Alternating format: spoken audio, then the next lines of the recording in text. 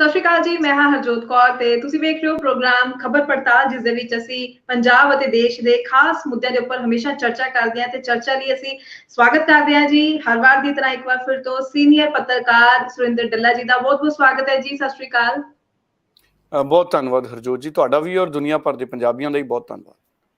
ਜੀ ਬਿਲਕੁਲ, ਤੇ ਆਪਣੇ ਦਰਸ਼ਕਾਂ ਦਾ ਤਾਂ ਅਸੀਂ ਸਵਾਗਤ ਤਹਿ ਦਿਲੋਂ ਹਮੇਸ਼ਾ ਕਰਦੇ ਹੀ ਹਾਂ, ਜੋ ਹਮੇਸ਼ਾ ਸਾਡੇ ਇਸ ਪ੍ਰੋਗਰਾਮ ਦੇ ਨਾਲ ਜੁੜਦੇ ਨੇ, ਆਪਣਾ ਪਿਆਰ ਦਿੰਦੇ ਨੇ। ਤੇ ਅੱਜ ਖਬਰਾਂ ਦੀ ਚਰਚਾ ਸ਼ੁਰੂ ਕਰਨ ਜਾ ਰਹੇ ਹਾਂ। ਬਹੁਤ ਹੀ ਖਾਸ ਖਬਰਾਂ ਨੇ। ਵੈਸੇ ਤਾਂ ਅਸੀਂ ਗੱਲ ਕਰੀਏ ਕਿ ਭਗਵੰਤ ਮਾਨ ਦੇ ਸਰਕਾਰ ਦੇ 2 ਮਹੀਨੇ ਪੂਰੇ ਹੁੰਦਿਆਂ ਹੀ ਉਹਨਾਂ ਨੂੰ ਕਿਸਾਨਾਂ ਦਾ ਵਿਰੋਧ ਵੀ ਝੱਲਣਾ ਪੈ ਰਿਹਾ ਹੈ ਝੋਨੇ ਦੇ ਸੀਜ਼ਨ ਦੇ ਚੱਲਦਿਆਂ, ਤੇ ਨਾਲ ਦੀ ਨਾਲ ਉਹਨਾਂ ਨੇ ਜੋ ਹੈ ਜਨਤਾ ਮਿਲਣੀ ਕੀਤੀ, ਲੋਕਾਂ ਦੀਆਂ ਮੁਸ਼ਕਿਲਾਂ ਵੀ ਸੁਣੀਆਂ, ਉਸ ਉੱਪਰ ਚਰਚਾ ਕਰਾਂਗੇ। ਦੂਸਰੇ ਪਾਸੇ ਪੰਜਾਬ ਦੀ ਸਿਆਸਤ ਨੂੰ ਦੇਖਦੇ ਹਾਂ ਕਿ ਜਿਵੇਂ ਅਸੀਂ ਕਾਂਗਰਸ ਦੀ ਅਗਰ ਗੱਲ ਕਰੀਏ, ਸੁਨੀਲ ਜਾਖੜ ਜਦੋਂ ਅਲਵਿਦਾ ਕਹਿ ਕੇ ਗਏ ਨੇ ਕਾਂਗਰਸ ਨੂੰ, ਤਾਂ ਜਾਂਦੇ ਜਾਂਦੇ ਨਵਜੋਤ ਸਿੱਧੂ ਦੀ ਤਾਰੀਫ ਕਰਦੇ ਨੇ। ਸਿੱਧੂ ਜੋ ਹੈ ਜਾਖੜ ਦੇ ਨਾਲ ਖੜੇ ਦਿਖਦੇ ਨੇ। ਸੋ ਇਸ ਸਿਆਸੀ ਪ੍ਰੇਮ ਦੇ ਕੀ ਮਾਇਨੇ ਨਿਕਲਦੇ ਨੇ, ਉਸ ਉੱਪਰ ਚਰਚਾ ਕਰਨੀ ਹੈ। ਪਰ ਬਹੁਤ ਇੱਕ ਜ਼ਰੂਰੀ ਜੋ ਅੱਜ ਅਸੀਂ ਕਹਿ ਸਕਦੇ ਹਾਂ ਖਬਰ ਹੈ ਕਿ ਨਾਲ ਦੀ ਨਾਲ ਜੋ SGPC ਵੱਲੋਂ ਬੰਦੀ ਸਿੱਖਾਂ ਦੀ ਰਿਹਾਈ ਦੇ ਲਈ 9 ਮੈਂਬਰੀ ਕਮੇਟੀ ਦਾ ਗਠਨ ਕੀਤਾ ਗਿਆ। ਸੋ ਇਸ ਸਾਰੀ ਖਬਰਾਂ ਤੇ ਚਰਚਾ ਦੀ ਸ਼ੁਰੂਆਤ ਕਰਦੇ ਹਾਂ। ਸਭ ਤੋਂ ਪਹਿਲਾਂ ਡੱਲਾ ਜੀ ਗੱਲ ਕਰਨਾ ਚਾਹਾਂਗੇ ਕਿ ਪੰਜਾਬ ਸਰਕਾਰ, ਭਗਵੰਤ ਮਾਨ ਦੀ ਸਰਕਾਰ 2 ਮਹੀਨੇ ਪੂਰੇ ਹੋ ਗਏ, ਪਰ ਨਾਲ ਦੀ ਨਾਲ ਜੋ ਹੈ ਕਿਸਾਨਾਂ ਦਾ ਵਿਰੋਧ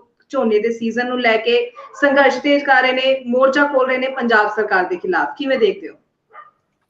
ਦੇਖੋ, ਇਹ ਆਪਣੇ ਆਪ ਦੇ ਵਿੱਚ ਵੱਡੀ ਚੁਣੌਤੀ ਮੈਨੂੰ ਲੱਗਦਾ ਭਗਵੰਤ ਮਾਨ ਹੋਣਾ ਦੇ ਸਾਹਮਣੇ ਆ ਗਈ ਹੈ, ਕਿਉਂਕਿ 17 ਤਰੀਕ ਦਾ ਐਲਾਨ ਕਰ ਰੱਖਿਆ ਸੀ ਕਿਸਾਨਾਂ ਨੇ। ਉਹਨਾਂ ਦਾ ਕਹਿਣਾ ਸੀ ਕਿ ਅਸੀਂ 17 ਮਈ ਨੂੰ ਮੋਰਚਾ ਲਾਵਾਂਗੇ ਅਗਰ ਸਾਡੀਆਂ ਮੰਗਾਂ ਨਾ ਮੰਨੀਆਂ ਗਈਆਂ।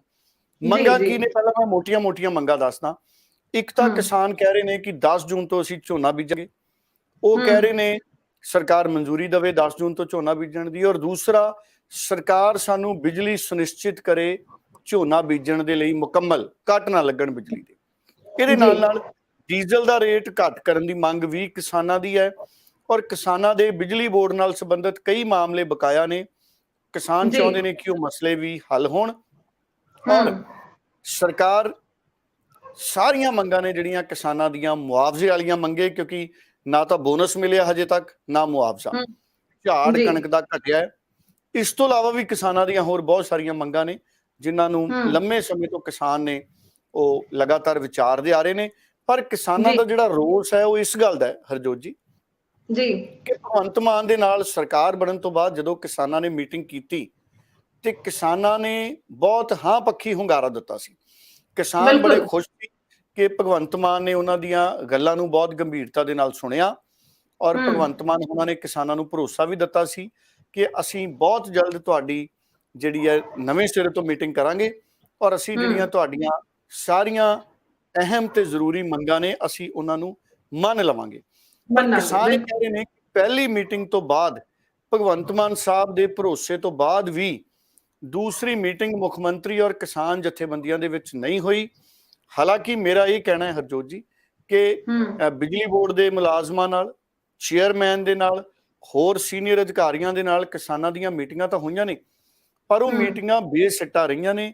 ਔਰ ਕਿਸਾਨਾਂ ਦੇ ਨਾਲ ਜਿਹੜੀ ਮੀਟਿੰਗ ਹੈ ਉਹ ਕਿਸੇ ਨਤੀਜੇ ਤੇ ਨਹੀਂ ਪਹੁੰਚੀ। ਇਸ ਕਰਕੇ ਕਿਸਾਨਾਂ ਨੇ ਅੱਜ 17 ਮਈ ਤੋਂ ਵਿਰੋਧ ਦਾ ਐਲਾਨ ਕੀਤਾ ਸੀ। ਸੋ ਹੁਣ ਅੱਜ ਕਿਸਾਨ ਮੋਹਾਲੀ ਸ਼੍ਰੀ ਅੰਬ ਸਾਹਿਬ ਗੁਰਦੁਆਰਾ ਵਿਖੇ ਇਕੱਠੇ ਹੋਣਗੇ। ਉੱਥੇ ਉਹ ਅਗਲਾ ਪ੍ਰੋਗਰਾਮ ਉਲੀਕਣਗੇ ਔਰ ਚੰਡੀਗੜ੍ਹ ਉੱਥੋਂ ਰਵਾਨਾ ਹੋਣਗੇ ਔਰ ਵੱਖ-ਵੱਖ ਕਿਸਾਨ ਸੰਗਠਨ ਇਹਦੇ ਵਿੱਚ ਸ਼ਾਮਲ ਹੋਣਗੇ। ਔਰ ਉਹਨਾਂ ਦਾ ਇਹ ਕਹਿਣਾ ਹੈ ਹਰਜੋਤ ਕਿ ਅਸੀਂ ਪਿੰਡ-ਪਿੰਡ ਆਪਣੇ ਸੰਗਠਨ ਦੇ ਜਿਹੜੇ ਸਾਥੀ ਨੇ ਉਹਨਾਂ ਦੀਆਂ ਡਿਊਟੀਆਂ ਲਾਈਆਂ ਨੇ। ਸੋ ਅਸੀਂ ਭਰਵੇਂ ਇਕੱਠ ਦੇ ਰੂਪ ਦੇ ਵਿੱਚ ਚੰਡੀਗੜ੍ਹ ਜਾਵਾਂਗੇ। ਹੁਣ ਦੇਖਣ ਵਾਲੀ ਗੱਲ ਇਹ ਵੀ ਹੈ ਵੀ ਕੀ ਉਹ ਜਦੋਂ ਮੋਹਾਲੀ ਤੋਂ ਚੱਲਣਗੇ ਕੀ ਚੰਡੀਗੜ੍ਹ ਬਿਨਾਂ ਰੋਕ ਟੋਕੋ ਜਾਣਗੇ? ਚੰਡੀਗੜ੍ਹ ਪੁਲਿਸ ਵੱਲੋਂ ਕਿਸੇ ਤਰ੍ਹਾਂ ਦਾ ਉਹਨਾਂ ਨੂੰ ਰੋਕਣ ਦੀ ਕੋਸ਼ਿਸ਼ ਤਾਂ ਨਹੀਂ ਹੋਏਗੀ, ਕੋਈ ਬੈਰੀਕੇਡਿੰਗ ਤਾਂ ਨਹੀਂ ਕਰ ਦਿੱਤੀ ਜਾਏਗੀ।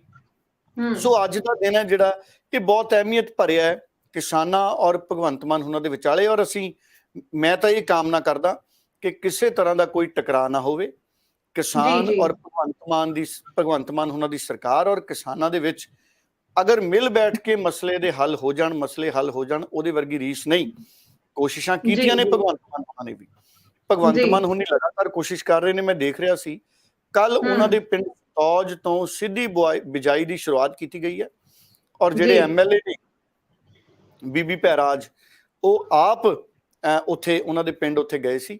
ਸੋ ਸਿੱਧੀ ਬਿਜਾਈ ਦੀ ਸ਼ੁਰੂਆਤ ਭਗਵੰਤ ਮਾਨ ਲਗਾਤਾਰ ਕਹਿ ਰਹੇ ਨੇ ਵੀ ਅਸੀਂ 20 ਮਈ ਤੋਂ ਸਿੱਧੀ ਬਿਜਾਈ ਕਰੀਏ। 1500 ਰੁਪਏ ਮੁਆਵਜ਼ਾ ਵੀ ਉਹਨਾਂ ਨੇ ਆਫਰ ਕੀਤਾ ਹੈ ਕਿਸਾਨਾਂ ਨੂੰ ਸਿੱਧੀ ਬਿਜਾਈ ਲਈ। ਪਰ ਮੰਗ ਕਿਸਾਨਾਂ ਦੀ ਉੱਥੇ ਇਹ ਹੈ, ਵੱਖ-ਵੱਖ ਕਿਸਾਨ ਆਗੂਆਂ ਦੀ, ਕਿ ਸਾਨੂੰ 5000 ਜਾਂ 10000 ਰੁਪਏ ਮੁਆਵਜ਼ਾ ਦਿੱਤਾ ਜਾਵੇ, ਫਿਰ ਸਾਨੂੰ ਡੀਜ਼ਲ ਸਸਤਾ ਕਰਕੇ ਦਿੱਤਾ ਜਾਵੇ।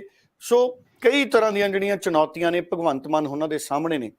ਵੈਸੇ ਮੈਂ ਇੱਕ ਗੱਲ ਜ਼ਰੂਰ ਕਹਿਣਾ ਚਾਹੂੰਗਾ, ਕੋਸ਼ਿਸ਼ਾਂ ਭਗਵੰਤ ਮਾਨ ਦੀ ਸਰਕਾਰ ਬਹੁਤ ਕਰ ਰਹੀ ਹੈ, ਭਗਵੰਤ ਮਾਨ ਵੀ ਕਰ ਰਹੇ ਨੇ, ਪਰ ਇੱਕ ਗੱਲ ਦਾ ਮੈਨੂੰ ਹੈਰਾਨੀ ਹੁੰਦੀ ਹੈ ਕਿ ਚਰਨਜੀਤ ਚੰਨੀ ਦੀ ਸਰਕਾਰ ਸੀ ਜਦੋਂ, ਤੇ 10 ਰੁਪਏ ਪੈਟਰੋਲ ਔਰ 10 ਰੁਪਏ ਡੀਜ਼ਲ ਦਾ ਰੇਟ ਘਟਾਇਆ ਗਿਆ ਸੀ ਕਿਉਂਕਿ ਪੈਟਰੋਲ ਤੇ ਡੀਜ਼ਲ ਦੀਆਂ ਕੀਮਤਾਂ ਬਹੁਤ ਜ਼ਿਆਦਾ ਵੱਧ ਰਹੀਆਂ ਸੀ। ਪਰ ਚੋਣਾਂ ਤੋਂ ਬਾਅਦ ਜਦੋਂ ਦੁਬਾਰਾ ਪੈਟਰੋਲ ਅਤੇ ਡੀਜ਼ਲ ਦੀਆਂ ਕੀਮਤਾਂ ਵਧੀਆਂ, ਕਿਸਾਨਾਂ ਨੇ ਉਦੋਂ ਮੰਗ ਕੀਤੀ ਕਿ ਭਗਵੰਤ ਮਾਨ ਦੀ ਸਰਕਾਰ ਵੀ ਨਵੇਂ ਸਿਰੇ ਤੋਂ ਜਿਹੜੀਆਂ ਵਧੀਆਂ ਹੋਈਆਂ ਕੀਮਤਾਂ ਨੇ, ਅਗਰ 10 ਰੁਪਏ ਨਹੀਂ ਘਟਾਉਣਾ, ਤੁਸੀਂ 5 ਰੁਪਏ ਪੈਟਰੋਲ 5 ਰੁਪਏ ਡੀਜ਼ਲ ਘਟਾਓ। ਲੇਕਿਨ ਭਗਵੰਤ ਮਾਨ ਦੀ ਸਰਕਾਰ ਨੇ ਇਹ ਫੈਸਲਾ ਨਹੀਂ ਲਿਆ। ਨਾ ਪੈਟਰੋਲ 5 ਰੁਪਏ ਘਟਾਇਆ ਗਿਆ, ਨਾ ਡੀਜ਼ਲ 5 ਰੁਪਏ ਘਟਾਇਆ ਗਿਆ, ਜਿਹਦੇ ਕਰਕੇ ਜਿਹੜਾ ਤਣਾਅ ਸੀ ਕਿਸਾਨ ਜਥੇਬੰਦੀਆਂ ਦਾ ਔਰ ਪੰਜਾਬ ਸਰਕਾਰ ਦੇ ਜਿਹੜੇ ਅਫਸਰ ਨੇ ਜਾਂ ਉਹਨਾਂ ਦੀਆਂ ਨੀਤੀਆਂ ਨੇ, ਇਹਨਾਂ ਦੇ ਵਿੱਚ ਜਿਹੜਾ ਮਨ ਮਿਟਾਅ ਤੇ ਟਕਰਾਅ ਹੈ ਉਹ ਵੱਧ ਗਿਆ। ਇਸੇ ਕਰਕੇ ਮੈਨੂੰ ਲੱਗਦਾ ਹੈ ਕਿ ਅੱਜ ਗੱਲ ਇੱਥੇ ਪਹੁੰਚ ਗਈ ਹੈ ਕਿ ਕਿਸਾਨ ਅੱਜ ਅੰਦੋਲਨ ਦੇ ਰਸਤੇ ਤੇ ਜਾ ਰਹੇ ਨੇ।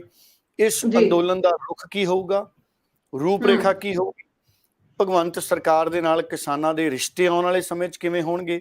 ਜੇ ਤਾਂ ਅੱਜ ਗੱਲ ਨਿਬੜ ਜਾਂਦੀ ਹੈ, ਜੇ ਤਾਂ ਭਗਵੰਤ ਮਾਨ ਅੱਗੇ ਹੋ ਕੇ ਕਿਸਾਨਾਂ ਦਾ ਭਰੋਸਾ ਜਿੱਤਦੇ ਨੇ, ਉਹਨਾਂ ਨੂੰ ਕੋਈ ਵੱਡਾ ਮੀਟਿੰਗ ਦਾ ਸੱਦਾ ਦਿੰਦੇ ਨੇ ਵੀ ਅਸੀਂ ਗੱਲਬਾਤ ਨਾਲ ਮਸਲੇ ਨਿਬੇੜਦੇ ਹਾਂ, ਫਿਰ ਤਾਂ ਗੱਲ ਠੀਕ ਹੈ। ਨਹੀਂ ਤਾਂ ਜਿਹੜਾ ਇਹ ਅੰਦੋਲਨ ਹੈ ਔਰ ਸਰਕਾਰ ਦੇ ਵਿੱਚ ਮਨ ਮੁਟਾਅ ਅਗਲੇ ਦਿਨਾਂ 'ਚ ਵੱਧ ਸਕਦਾ ਹੈ। ਜੀ ਬਿਲਕੁਲ ਸਹੀ ਕਿਹਾ ਤੁਸੀਂ ਕਿ ਜਿਸ ਤਰੀਕੇ ਨਾਲ ਪੱਕਾ ਮੋਰਚਾ ਲਗਾਉਣ ਦੀ ਗੱਲ ਕੀਤੀ ਜਾ ਰਹੀ ਹੈ ਅੱਜ ਕਿਸਾਨ ਜਥੇਬੰਦੀਆਂ ਵੱਲੋਂ, ਕਿਤੇ ਨਾ ਕਿਤੇ ਭਗਵੰਤ ਮਾਨ ਦੀ ਸਰਕਾਰ ਲਈ ਇੱਕ ਵੱਡਾ ਚੈਲੰਜ ਜ਼ਰੂਰ ਹੋਏਗਾ। ਜਿੱਥੇ ਅਸੀਂ ਰੋਜ਼ ਵੇਖ ਰਹੇ ਹਾਂ ਕਿ ਭਗਵੰਤ ਮਾਨ ਕੋਈ ਨਾ ਕੋਈ ਅਜਿਹੀ ਗੱਲ ਜ਼ਰੂਰ ਕਰਦੇ ਨੇ ਜਿਸ ਨਾਲ ਪੰਜਾਬ ਦਾ ਭਲਾ ਹੋ ਸਕੇ, ਤੇ ਉੱਥੇ ਕਿਸਾਨ ਜਥੇਬੰਦੀਆਂ ਇਕੱਠੀ ਹੋ ਕੇ ਇਹ ਅਗਰ ਮੋਰਚਾ ਪੱਕਾ ਲਗਾ ਲੈਂਦੀਆਂ ਨੇ, ਇੱਕ ਵੱਡਾ ਸਵਾਲ, ਇੱਕ ਵੱਡਾ ਚੈਲੰਜ ਜਿਸਦਾ ਕਿ ਵਿਰੋਧੀ ਪਾਰਟੀਆਂ ਵੀ ਫਾਇਦਾ ਚੱਕਦੀਆਂ ਆਉਣ ਵਾਲੇ ਸਮੇਂ ਵਿੱਚ ਜ਼ਰੂਰ ਨਜ਼ਰ ਆਉਣਗੀਆਂ। ਅੱਗੋਂ ਗੱਲ ਕਰੀਏ ਜੀ ਪੰਜਾਬ ਦੀ ਸਿਆਸਤ ਦੇ ਨਾਲ ਹੀ ਜੁੜੀ, ਪੰਜਾਬ ਦੀ ਕਾਂਗਰਸ ਪਾਰਟੀ ਦੇ ਨਾਲ ਜੁੜੀ ਗੱਲ ਕਰ ਲਈਏ। ਜਦੋਂ ਤੋਂ ਸੁਨੀਲ ਜਾਖੜ ਕਾਂਗਰਸ ਨੂੰ ਅਲਵਿਦਾ ਕਹਿ ਕੇ ਗਏ ਨੇ, ਨਵੇਂ ਬਿਆਨ ਆ ਰਹੇ ਨੇ, ਨਵੀਆਂ ਚਰਚਾਵਾਂ ਆ ਰਹੀਆਂ ਨੇ, ਪਰ ਫਿਲਹਾਲ ਅਸੀਂ ਇਹ ਗੱਲ ਕਰ ਰਹੇ ਹਾਂ ਕਿ ਜਦੋਂ ਸੁਨੀਲ ਜਾਖੜ ਗਏ, ਜਾਂਦੇ ਨਵਜੋਤ ਸਿੰਘ ਸਿੱਧੂ ਦੀ ਤਾਰੀਫ ਕਰਕੇ ਗਏ। ਉਸ ਤੋਂ ਬਾਅਦ ਨਵਜੋਤ ਸਿੱਧੂ ਸੁਨੀਲ ਜਾਖੜ ਦੇ ਘਰ ਮਿਲਣ ਵੀ ਜਾਂਦੇ ਨੇ, ਜਦ ਸੁਨੀਲ ਜਾਖੜ ਦੇ ਉੱਪਰ ਇਲਜ਼ਾਮ ਲਗਾਏ ਜਾਂਦੇ ਨੇ, ਕੁਝ ਉਹਨਾਂ ਦੇ ਨਾਲ ਖੜੇ ਨਜ਼ਰ ਆਉਂਦੇ ਨੇ। ਸੋ ਇਲੈਕਸ਼ਨ ਤੋਂ ਪਹਿਲਾਂ ਇੰਨਾ ਪਿਆਰ, ਇੰਨਾ ਗੂੜਾ ਪਿਆਰ ਨਜ਼ਰ ਨਹੀਂ ਆਇਆ, ਪਰ ਹੁਣ ਇੱਕਦਮ ਅਜਿਹਾ ਗੂੜਾ ਪਿਆਰ ਨਜ਼ਰ ਆਣਾ, ਇਸ ਸਿਆਸੀ ਫਰੇਮ ਨੂੰ ਕਿਸ ਨਜ਼ਰੀਏ ਨਾਲ ਵੇਖਦੇ ਹੋ ਤੁਸੀਂ? ਦੇਖੋ, ਸਿਆਸਤ ਦੇ ਵਿੱਚ ਹਾਲਾਤ ਇੱਕੋ ਜਿਹੇ ਨਹੀਂ ਰਹਿੰਦੇ ਜੀ। ਕੋਈ ਵੇਲਾ ਸੀ ਜਦੋਂ ਸੁਨੀਲ ਜਾਖੜ ਪ੍ਰਧਾਨ ਸੀ, ਕੈਪਟਨ ਅਮਰਿੰਦਰ ਨਾਲ ਉਹਨਾਂ ਦੀ ਬਹੁਤ ਬਣਦੀ ਸੀ, ਔਰ ਗੁਰਦਾਸਪੁਰ ਜ਼ਿਮਨੀ ਚੋਣ ਜਦੋਂ ਲੋਕ ਸਭਾ ਦੀ ਹੋਈ ਤੇ ਕੈਪਟਨ ਅਮਰਿੰਦਰ ਨੇ ਡਟ ਕੇ ਮਦਦ ਕੀਤੀ ਸੁਨੀਲ ਜਾਖੜ ਦੀ। ਨਵਜੋਤ ਸਿੰਘ ਸਿੱਧੂ ਉਹਨਾਂ ਨੇ ਵੀ ਸੁਨੀਲ ਜਾਖੜ ਦੇ ਹੱਕ 'ਚ ਪ੍ਰਚਾਰ ਕੀਤਾ ਸੀ ਗੁਰਦਾਸਪੁਰ। ਸੁਨੀਲ ਜਾਖੜ MP ਬਣੇ। ਉਸ ਤੋਂ ਬਾਅਦ ਸਾਨੂੰ ਸਾਰਿਆਂ ਨੂੰ ਪਤਾ ਹੈ ਕਿ ਸੁਨੀਲ ਜਾਖੜ ਪ੍ਰਧਾਨ ਰਹੇ, ਪਰ ਇੱਕ ਵੇਲਾ ਆਇਆ ਜਦੋਂ ਉਹਨਾਂ ਨੂੰ ਆਪਣੀ ਪ੍ਰਧਾਨਗੀ ਛੱਡਣੀ ਪਈ। ਸੋ ਸੁਨੀਲ ਜਾਖੜ ਉਹਨਾਂ ਨੇ ਜਦੋਂ ਪ੍ਰਧਾਨਗੀ ਛੱਡੀ, ਨਵਜੋਤ ਸਿੰਘ ਸਿੱਧੂ ਨੇ ਉਦੋਂ ਫੇਰ ਵੱਡਾ ਦਿਲ ਦਿਖਾਇਆ ਸੀ।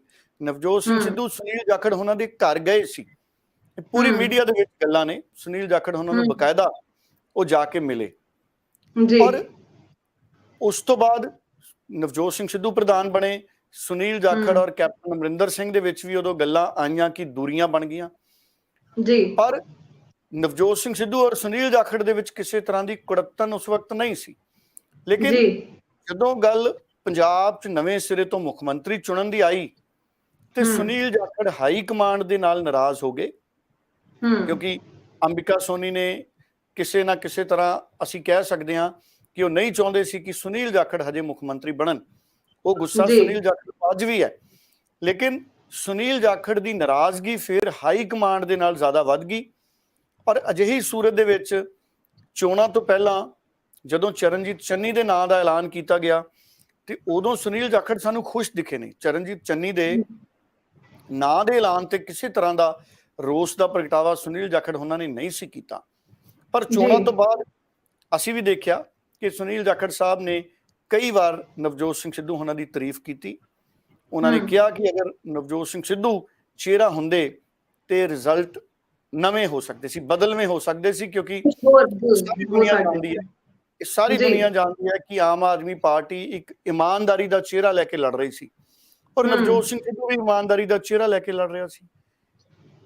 ਚਰਨਜੀਤ ਚੰਨੀ ਵੀ ਇਮਾਨਦਾਰੀ ਦੇ ਚਿਹਰੇ ਦੇ ਤੌਰ ਤੇ ਅੱਗੇ ਵਧੇ ਸੀ, ਪਰ ਉਹਨਾਂ ਦੇ ਰਿਸ਼ਤੇਦਾਰਾਂ ਤੇ ਜਿਹੜਾ ਛਾਪਾ ਵੱਜਿਆ ਔਰ ਜਿਹੜਾ ਚਰਨਜੀਤ ਚੰਨੀ ਮਾਈਨਿੰਗ ਨੂੰ ਕੰਟਰੋਲ ਨਹੀਂ ਕਰ ਸਕੇ ਔਰ ਆਮ ਆਦਮੀ ਪਾਰਟੀ ਨੇ ਚਰਨਜੀਤ ਚੰਨੀ ਦੇ ਹਲਕੇ 'ਚ ਕਈ ਸਟਿੰਗ ਆਪਰੇਸ਼ਨ ਕਰਕੇ ਚਰਨਜੀਤ ਚੰਨੀ ਉਹਨਾਂ ਨੂੰ ਇਹ ਉਸ ਤਰ੍ਹਾਂ ਪ੍ਰੋਜੈਕਟ ਕੀਤਾ ਕਿ ਚਰਨਜੀਤ ਚੰਨੀ ਜਾਣਬੁੱਝ ਕੇ ਮਾਫੀਏ ਤੇ ਕਾਰਵਾਈ ਨਹੀਂ ਕਰ ਰਹੇ।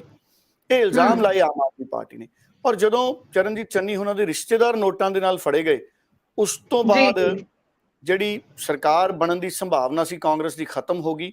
ਸੋ ਚੋਣਾਂ ਤੋਂ ਬਾਅਦ ਸੁਨੀਲ ਜਾਖੜ ਸਾਹਿਬ ਇਸ ਗੱਲ ਨਾਲ ਸਹਿਮਤ ਹੋਏ ਕਿ ਜੇ ਨਵਜੋਤ ਸਿੰਘ ਸਿੱਧੂ ਮੁੱਖ ਮੰਤਰੀ ਦਾ ਚਿਹਰਾ ਹੁੰਦੇ ਤੇ ਸਥਿਤੀਆਂ ਹੋਰ ਹੋਣੀਆਂ ਸੀ, ਪਰ ਉਹ ਵਕਤ ਲੰਘ ਚੁੱਕਿਆ ਸੀ। ਪਰ ਇਸ ਅਹਿਸਾਸ ਨੇ ਸਾਰੇ ਪੋਲੀਟੀਕਲ ਲੀਡਰਾਂ ਦੇ, ਚਰਨਜੀਤ ਚੰਨੀ, ਸੁਨੀਲ ਜਾਖੜ, ਨਵਜੋਤ ਸਿੰਘ ਸਿੱਧੂ, ਇਹਨਾਂ ਨੂੰ ਸਾਰਿਆਂ ਨੂੰ ਆਪਸ ਦੇ ਵਿੱਚ ਨੇੜੇ ਜ਼ਰੂਰ ਕੀਤਾ ਕਿ ਰਿਜ਼ਲਟ ਇਲੈਕਸ਼ਨਾਂ ਖਤਮ ਹੋ ਗਈਆਂ, ਜੋ ਰਿਜ਼ਲਟ ਆਇਆ ਅਸੀਂ ਇਹ 'ਚੋਂ ਬਹੁਤ ਕੁਝ ਸਿੱਖਦੇ ਹਾਂ।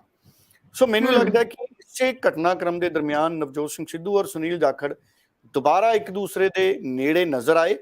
ਪਹਿਲਾਂ ਪੋਲੀਟੀਕਲੀ ਬਹੁਤ ਜ਼ਿਆਦਾ ਇੱਕ ਦੂਜੇ ਦੇ ਨੇੜੇ ਨਜ਼ਰ ਨਹੀਂ ਸੀ ਆ ਰਹੇ।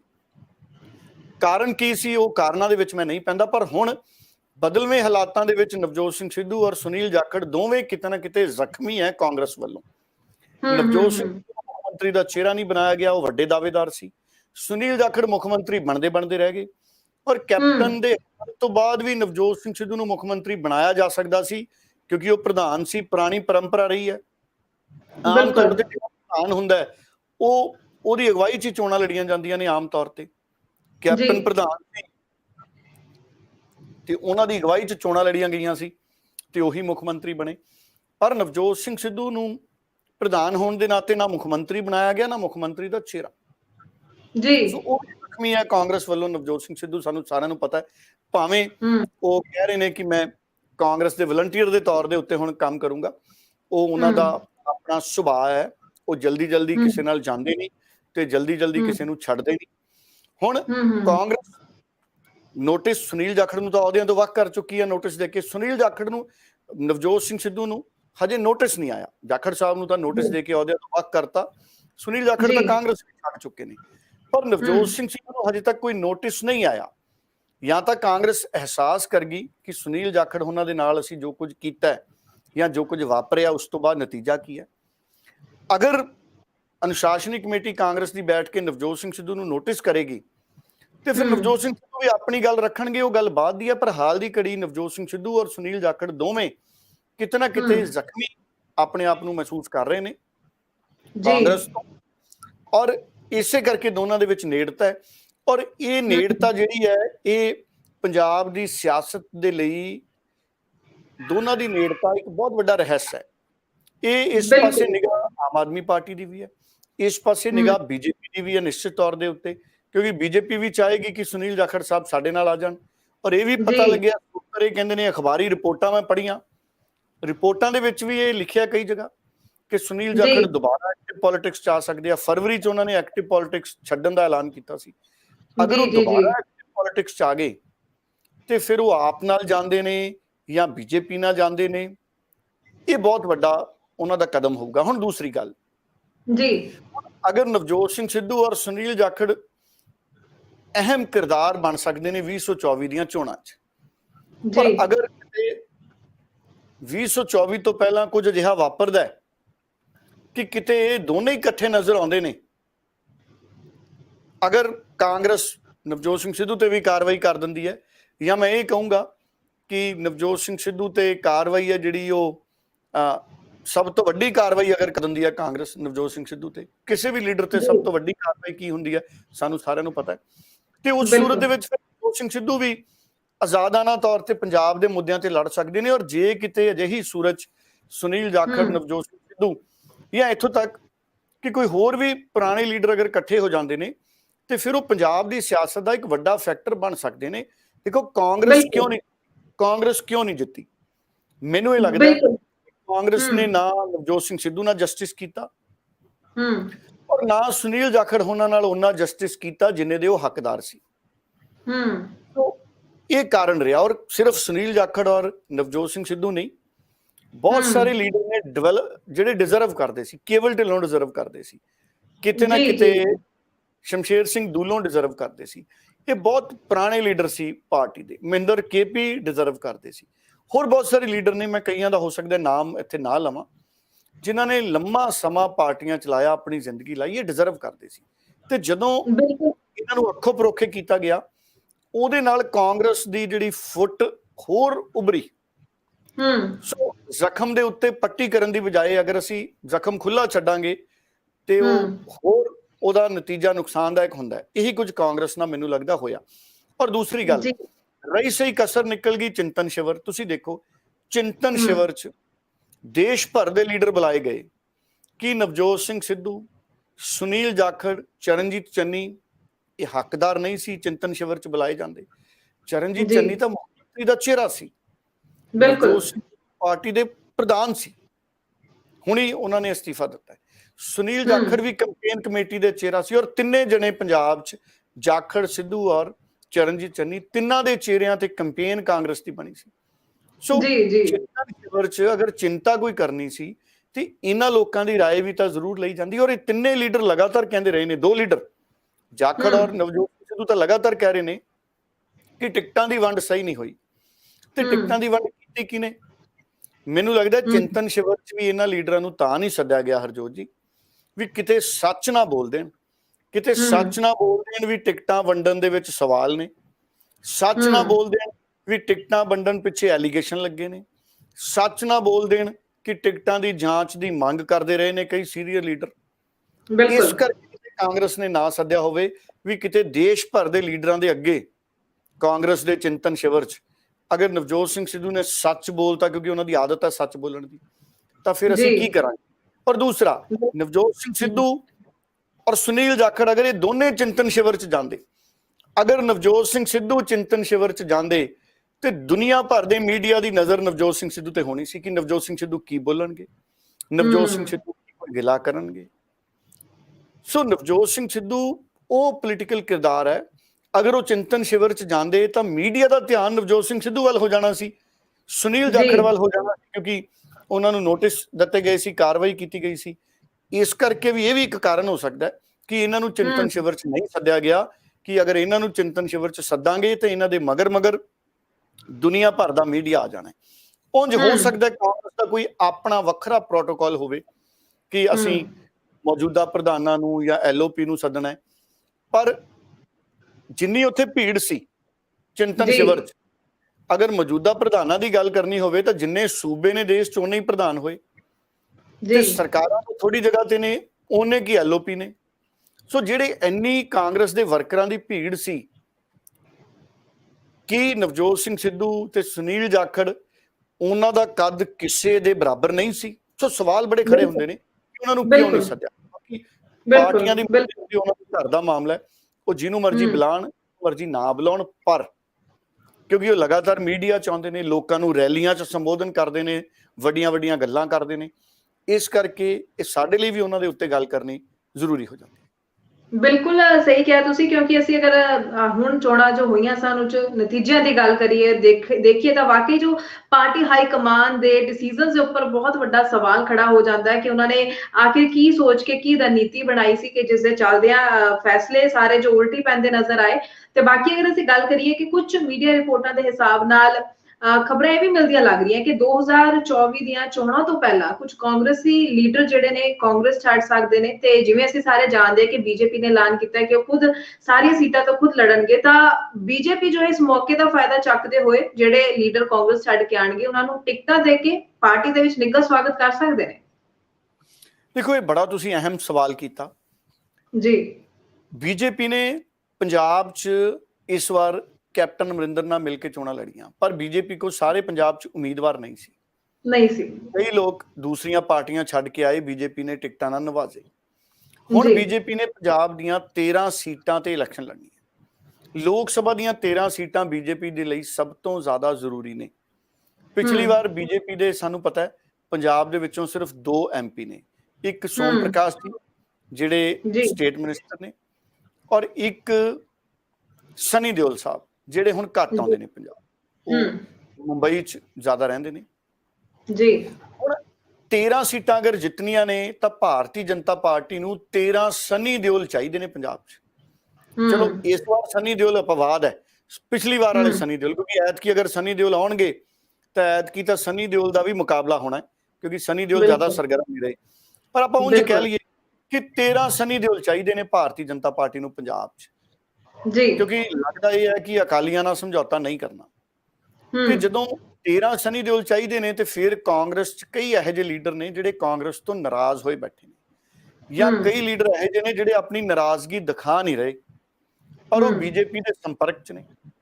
ਫਿਰ ਬੀਜੇਪੀ ਇਹ ਵੀ ਦੇਖੂਗੀ ਕਿ 2024 ਤੋਂ ਪਹਿਲਾਂ ਮੈਂ ਉਸ ਤਰ੍ਹਾਂ ਦੇ ਲੀਡਰ ਲਵਾਂ ਜਿਹੜੇ ਲੀਡਰ ਪ੍ਰਵਾਨਿਤ ਨੇ ਸਾਰੇ ਭਾਈਚਾਰਿਆਂ 'ਚ, ਸਾਰੀ ਕਮਿਊਨਿਟੀ 'ਚ, ਹਰ ਵਰਗ 'ਚ ਜੀ।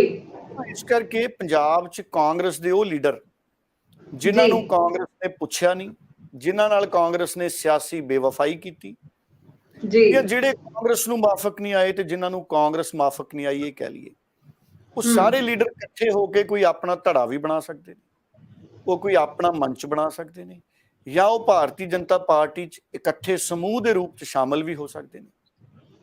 ਸੋ ਇਹ ਸਾਰੀਆਂ ਸੰਭਾਵਨਾਵਾਂ ਸਿਆਸਤ 'ਚ ਹਰਜੋਤ ਜੀ ਬਰਕਰਾਰ ਨੇ।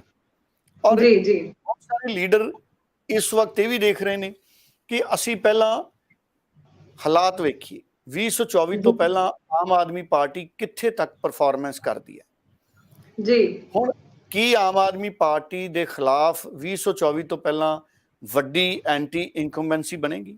ਹਾਲਾਂਕਿ ਇਹਦੇ 'ਚ ਕੋਈ ਬੁਰਾਈ ਨਹੀਂ ਹੈ, ਭਗਵੰਤ ਮਾਨ ਬਹੁਤ ਕਾਬਲ ਨੇ, ਜੁਝਾਰੂ ਨੇ, ਇਮਾਨਦਾਰ ਨੇ, ਪੰਜਾਬ ਪੱਖੀ ਨੇ। ਇਸ ਦੇ ਬਾਵਜੂਦ ਭਗਵੰਤ ਮਾਨ ਬਹੁਤ ਸਾਰੇ ਫੈਸਲੇ ਨਹੀਂ ਕਰ ਪਾ ਰਹੇ। ਕੋਈ ਵੀ ਮੁੱਖ ਮੰਤਰੀ ਹੁੰਦਾ ਐਡੀ ਛੇਤੀ ਨਹੀਂ ਕਰ ਪਾਉਂਦਾ। ਕਿਉਂਕਿ ਆਮ ਆਦਮੀ ਪਾਰਟੀ ਦਾ ਹੋਮਵਰਕ ਨਹੀਂ ਸੀ। ਆਮ ਆਦਮੀ ਪਾਰਟੀ ਕਿਸੇ ਤਰ੍ਹਾਂ ਦੀ ਕੋਈ ਦਿੱਕਤ ਨਹੀਂ, ਪਰ ਬਿਨਾ ਬਹੁਤ ਜ਼ਿਆਦਾ ਪਾਲਿਸੀ ਦਾ ਹੋਮਵਰਕ ਨਹੀਂ ਸੀ। ਅਗਰ ਨੀਤੀਆਂ ਦਾ ਹੋਮਵਰਕ ਹੁੰਦਾ ਤੇ ਹੁਣ ਤੱਕ ਉਹ ਨੀਤੀਆਂ ਲਾਗੂ ਹੋ ਜਾਂਦੀਆਂ, ਉਹ ਹਜੇ ਪਾਲਿਸੀ ਮੇਕਿੰਗ ਦੇ ਵਿੱਚ ਨੇ। ਸੋ ਅਗਰ ਐਂਟੀ ਇਨਕੰਬੈਂਸੀ ਬਣਦੀ ਹੈ, ਜਦਕਿ ਜਿਹੜਾ ਜਰਨਲ ਵਰਗ ਹੈ ਉਹ ਇੱਕ ਨਾਰਮਲ ਧਾਰਨਾ ਬਣ ਗਈ ਕਿ ਜਿਹੜਾ ਜਰਨਲ ਵਰਗ ਹੈ ਪਿਛਲੇ ਸਮੇਂ 'ਚ ਬਹੁਤ ਪ੍ਰੋਟੈਸਟ ਕਰਦਾ ਦਿਖਿਆ ਸਾਨੂੰ ਬਿਜਲੀ ਦੇ ਮਸਲੇ ਤੇ। ਹੁਣ ਉਹਦੇ ਪਿੱਛੇ ਕਿੰਨੀ ਐਂਟੀ ਇਨਕੰਬੈਂਸੀ ਬਣੇਗੀ ਉਹਦੇ ਨਾਲ ਜਾਂ ਨਹੀਂ ਬਣੇਗੀ, ਉਹ ਤਾਂ ਵਕਤ ਦੱਸੂਗਾ। ਪਰ 2 ਸਾਲ ਬਹੁਤ ਚੁਣੌਤੀ ਵਾਲੇ ਨੇ ਆਮ ਆਦਮੀ ਪਾਰਟੀ ਦੇ ਅੱਗੇ, ਬਹੁਤ ਚੁਣੌਤੀ। ਭਗਵੰਤ ਮਾਨ ਉਹਨਾਂ ਦੀ ਸਰਕਾਰ ਨੂੰ 10 ਦੇ ਵਿੱਚੋਂ 8 ਨੰਬਰ ਹਾਸਲ ਕਰਨੇ ਪੈਣਗੇ ਪੰਜਾਬ 'ਚ ਦੁਬਾਰਾ ਆਪਣੀ ਲਹਿਰ ਬਣਾਉਣ ਦੇ ਲਈ। ਔਰ ਜਿਹੜੀ ਪਿਛਲੀ ਵਾਰੀ ਲਹਿਰ ਬਣੀ ਸੀ ਉਹ ਸਾਰੀ ਲਹਿਰ ਆਮ ਆਦਮੀ ਪਾਰਟੀ ਦੀ ਨਹੀਂ ਸੀ। ਉਹਦੇ ਵਿੱਚ ਇੱਕ ਵੱਡੀ ਲਹਿਰ, ਆਮ ਆਦਮੀ ਪਾਰਟੀ ਦੀ ਲਹਿਰ 'ਚ ਇੱਕ ਵੱਡੀ ਲਹਿਰ ਉਹ ਪੈਦਾ ਹੋਈ ਨਵਜੋਤ ਸਿੰਘ ਸਿੱਧੂ ਕਰਕੇ, ਉਹਨਾਂ ਨੂੰ ਚਿਹਰਾ ਨਹੀਂ ਬਣਾਇਆ। ਉਹ ਇੱਕ ਵੱਡੀ ਲਹਿਰ ਪੈਦਾ ਹੋਈ ਕੈਪਟਨ ਅਮਰਿੰਦਰ ਸਿੰਘ ਦੇ ਫਲॉप ਹੋਣ ਕਰਕੇ, ਉਹਨਾਂ ਨੇ ਵਾਅਦੇ ਨਹੀਂ ਪੂਰੇ, ਘਰ ਘਰ ਨੌਕਰੀ ਨਹੀਂ ਦਿੱਤੀ, ਕਿਸਾਨਾਂ ਦੇ ਕਰਜ਼ੇ ਨਹੀਂ ਪੂਰੇ ਕੀਤੇ। ਉਹ ਇੱਕ ਵੱਡੀ ਲਹਿਰ ਆਮ ਆਦਮੀ ਪਾਰਟੀ ਦੀ ਬਣੀ ਕਿਉਂਕਿ ਸੁਨੀਲ ਜਾਖੜ ਨਾਲ ਜੋ ਕੁਝ ਵਾਪਰਿਆ ਉਹਦੇ ਕਰਕੇ। ਸੋ ਬਹੁਤ ਸਾਰੇ ਮਲਟੀਪਲ ਫੈਕਟਰ ਸੀ। ਇੱਕ ਆਮ ਆਦਮੀ ਪਾਰਟੀ ਦੀ ਲਹਿਰ ਬਣੀ, ਚਰਨਜੀਤ ਚੰਨੀ ਬਹੁਤ ਪ੍ਰਸਿੱਧ ਹੋ ਗਏ ਸੀ, ਕਾਂਗਰਸ ਨੂੰ ਵੀ ਆਸ ਸੀ ਕਿ ਚਰਨਜੀਤ ਚੰਨੀ ਬਹੁਤ ਕਰਿਸ਼ਮਾ ਕਰਨਗੇ। ਔਰ ਵੈਸੇ ਮੇਰਾ ਇਹ ਤਜਰਬਾ ਹੈ ਹਰਜੋਤ ਜੀ ਕਿ ਪੋਲਿਟਿਕਸ ਦੇ ਵਿੱਚ ਕੋਈ ਵੀ ਬ੍ਰਾਂਡ ਜਲਦੀ ਬ੍ਰਾਂਡ ਨਹੀਂ ਬਣਦਾ, ਕੋਈ ਵੀ ਨਾਮ ਜਲਦੀ ਬ੍ਰਾਂਡ ਨਹੀਂ ਬਣਦਾ। ਦੇਖੋ ਫਿਲਮ ਅਸੀਂ ਬਹੁਤ ਸਾਰੇ ਅਸੀਂ ਦੇਖੇ ਹੀਰੋ, ਉਹਨਾਂ ਦੀ ਪਹਿਲੀ ਫਿਲਮ ਆਉਂਦੀ ਆ ਸੁਪਰ ਹਿੱਟ, ਉਸ ਤੋਂ ਬਾਅਦ ਉਹਨਾਂ ਦੀ ਫਿਲਮ ਹੀ ਨਹੀਂ ਚੱਲਦੀ। ਬਹੁਤ ਸਾਰੇ ਖਿਡਾਰੀ ਆਉਂਦੇ ਨੇ, ਇੱਕ ਅੱਧੇ ਮੈਚ 'ਚ ਪਰਫਾਰਮੈਂਸ ਕਰਦੇ ਨੇ, ਮੁੜ ਕੇ ਉਹ ਲੱਭਦੇ ਹੀ ਨਹੀਂ। ਬਿਲਕੁਲ ਇਸੇ ਤਰ੍ਹਾਂ ਕਈ ਵਾਰੀ ਬਹੁਤ ਸਾਰੇ ਲੀਡਰ ਨੇ, ਉਹ ਜਦੋਂ ਆਉਂਦੇ ਨੇ ਉਹ ਛਾ ਜਾਂਦੇ ਨੇ, ਉਸ ਤੋਂ ਬਾਅਦ ਉਹਨਾਂ ਦੀ ਹਵਾ ਨਹੀਂ ਦਿਖਦੀ। ਬਹੁਤ ਵਾਰੀ ਹੋਇਆ। ਸੋ ਇਸ ਕਰਕੇ ਬਹੁਤ ਜਲਦੀ ਕੋਈ ਬ੍ਰਾਂਡ ਨਹੀਂ ਬਣਦਾ। ਪਰ ਚਰਨਜੀਤ ਚੰਨੀ ਦੀ ਜੇ ਅਸੀਂ ਗੱਲ ਕਰ ਲਈਏ, ਚਰਨਜੀਤ ਚੰਨੀ ਉਹਨਾਂ ਦੇ ਰਿਸ਼ਤੇਦਾਰਾਂ ਤੇ ਜੋ ਕੁਝ ਵਾਪਰਿਆ, ਇੰਨੇ ਨੋਟ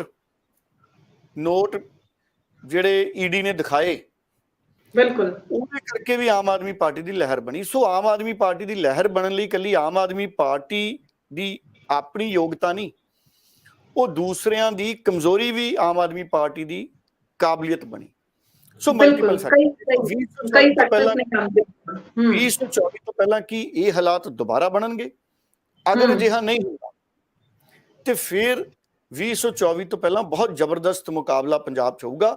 ਸੋ ਉਹਦੇ 'ਚ ਕਾਂਗਰਸ ਆਪਣੇ ਆਪ ਨੂੰ ਕਿੱਥੇ ਖੜਾ ਕਰ ਪਾਉਂਦੀ ਹੈ, ਬੀਜੇਪੀ ਆਪਣੇ ਆਪ ਨੂੰ ਕਿੱਥੇ ਲੈ ਕੇ ਜਾ ਪਾਉਂਦੀ ਹੈ, ਅਕਾਲੀ ਦਲ ਕਿੰਨਾ ਆਪਣਾ ਦੁਬਾਰਾ ਆਪਣੇ ਆਪ ਨੂੰ ਤਾਕਤਵਰ ਬਣਾਉਂਦਾ, ਇਹ ਸਾਰੇ ਫੈਕਟਰ ਇਹ ਨਜ਼ਰਾਂ 'ਚ ਰਹਿਣਗੇ ਲੋਕਾਂ ਦੇ, ਕਿਉਂਕਿ ਲੋਕ ਬੜੇ ਭਾਰਖੂ ਨੇ, ਲੋਕ ਬੜੇ ਭਾਰਖੂ।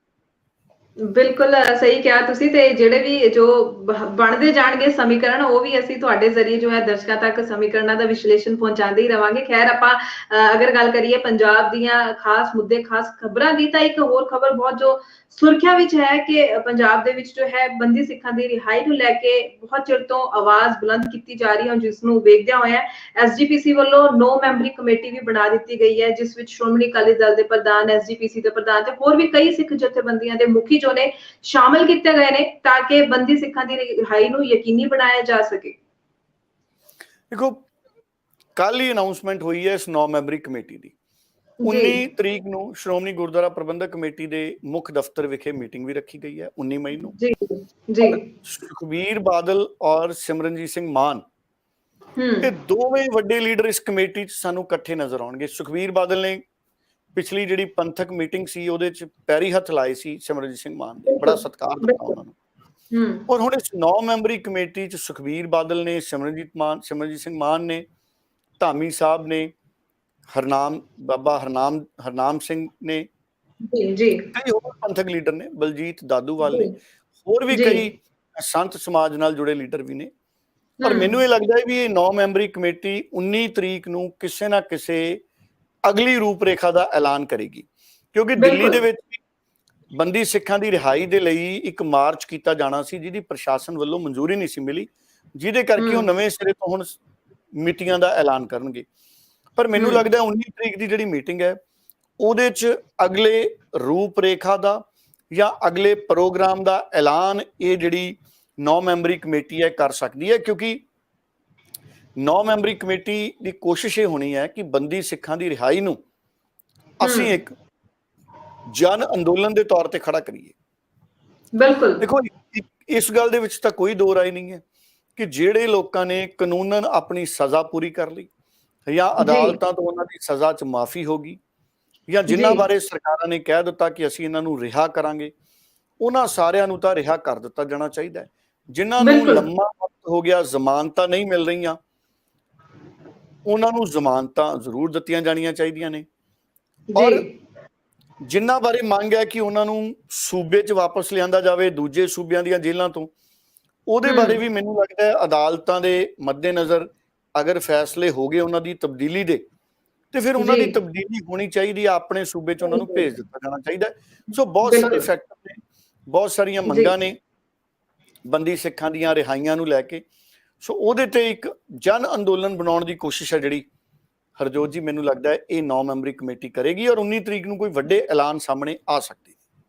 ਜੀ ਬਿਲਕੁਲ। ਸੋ ਉਮੀਦ ਕਰਦੇ ਹਾਂ ਜਿੰਨੇ ਵੀ ਦਰਸ਼ਕ ਸਾਡੇ ਨਾਲ ਲਗਾਤਾਰ ਜੁੜਦੇ ਨੇ ਸਾਡੇ ਇਸ ਪ੍ਰੋਗਰਾਮ ਦੇ ਵਿੱਚ, ਉਹ ਵੀ ਆਪਣੇ ਸੁਝਾਅ ਹਮੇਸ਼ਾ ਦੀ ਤਰ੍ਹਾਂ ਕਮੈਂਟ ਦੇ ਜ਼ਰੀਏ ਸਾਡੇ ਨਾਲ ਜ਼ਰੂਰ ਸਾਂਝੇ ਕਰਦੇ ਰਹਿਣਗੇ। ਇਸੇ ਲਈ ਅਸੀਂ ਸ਼ੋਅ ਇਹ ਲੈ ਕੇ ਆਉਂਦੇ ਹਾਂ, ਖਬਰ ਪੜਤਾਲ, ਜਿਸ ਦੇ ਵਿੱਚ ਖਬਰਾਂ ਦੇ ਉੱਪਰ ਚਰਚਾ ਕੀਤੀ ਜਾਂਦੀ ਹੈ। ਤੁਹਾਡੇ ਸੁਝਾਵਾਂ ਦੀ ਵੀ ਸਾਨੂੰ ਹਮੇਸ਼ਾ ਉਡੀਕ ਰਹਿੰਦੀ ਹੈ, ਤੇ ਬਹੁਤ ਧੰਨਵਾਦ ਕਰਦੀ ਹਾਂ ਡੱਲਾ ਜੀ ਤੁਹਾਡਾ ਕਿ ਤੁਸੀਂ ਹਮੇਸ਼ਾ ਦੀ ਤਰ੍ਹਾਂ ਅੱਜ ਵੀ ਪੰਜਾਬ ਦੀਆਂ ਖਾਸ ਖਬਰਾਂ ਦੇ ਉੱਪਰ ਵਿਸਥਾਰ ਦੇ ਵਿੱਚ ਚਰਚਾ ਕੀਤੀ ਹੈ। ਬਹੁਤ ਧੰਨਵਾਦ ਤੁਹਾਡਾ।